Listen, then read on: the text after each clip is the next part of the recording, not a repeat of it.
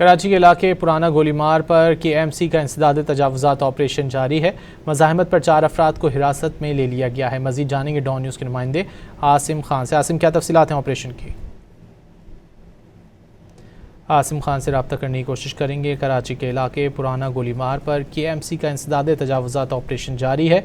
मज़ाहमत पर 4 अफराद को हिरासत में भी ले लिया गया है। मज़ीद जान लेते हैं आसिम खान से। आसिम, बताइए। जी आसिम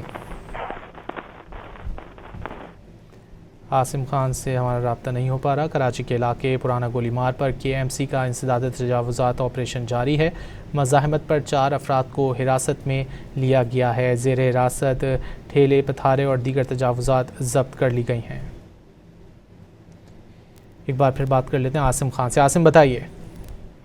यह कराची के इलाके पुराना गोलीमार में KMC इंसदाद तजावुज़ात की टीम का ऑपरेशन जारी है, जिसमें ऑपरेशन में मुदाखलत पर 4 अफराद को गिरफ्तार भी किया गया है, जबकि ऑपरेशन में तजावुज़ात का खात्मा कर दिया गया है। डायरेक्टर एंटी इंक्रूटमेंट KMC शेर अली के मुताबिक ऑपरेशन मेयर कराची की हिदायत पर किया जा रहा है, जिसमें मुताबिक ठेले, पथारे और दीगर चीज़ें जब्त कर ली।